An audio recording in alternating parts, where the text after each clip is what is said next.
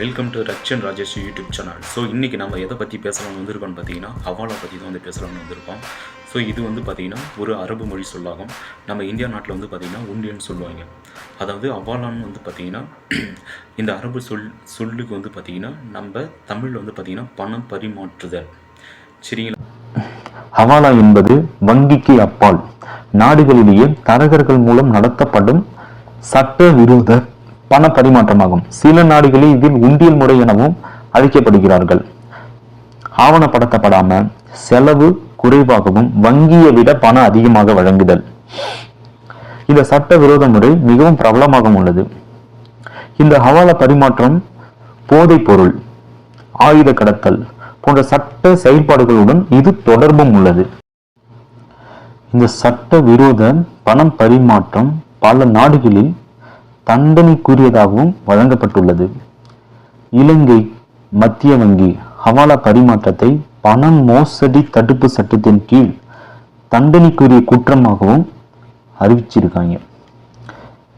இந்தியாவில் ஹவாலா பரிமாற்றத்தில் ஒருவர் கைது செய்யப்பட்டால் அவரின் சொத்துகளும் வியாபாரமும் முடக்கப்படும்.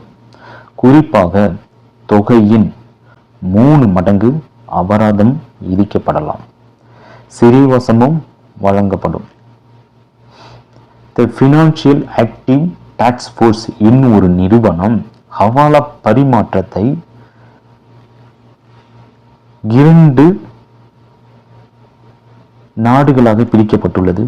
அதில் ஃபர்ஸ்ட் ஒன் பிளாக் லிஸ்ட் எனவும் செகண்ட் ஒன் கிரே லிஸ்ட் எனவும் பிரிக்கப்பட்டுள்ளது. பிளாக் லிஸ்ட் என்பது ஹவாலா பரிமாற்றத்தை ஆதரிக்கும் நாடுகளாகும். கிரே லிஸ்ட் என்பது ஹவாலா பரிமாற்றத்தை பாதிக்கப்படும் நாடாகும். இதில் வடகொரியா மற்றும் ஈரான் இந்த நாடுகள் பிளாக் லிஸ்டில் உள்ள நாடுகளாகவும், அதே போல் இலங்கை உட்பட 23 நாடுகள் கிரே லிஸ்டில் உள்ள நாடுகளாகவும் அறிவிக்கப்பட்டுள்ளது. ஹவாலா பரிமாற்றம் வங்கி மூலம் இடம்பெறுவதில்லை. இதனால் ஒரு நாட்டின் வளர்ச்சி, அதனுடைய வருமானம், ஏற்றுமதி இறக்குமதி, வரியை பாதிக்கப்பட்டு பொருளாதாரத்தில் மிகவும் பின்னடைவில் இடம்பெறுகிறது.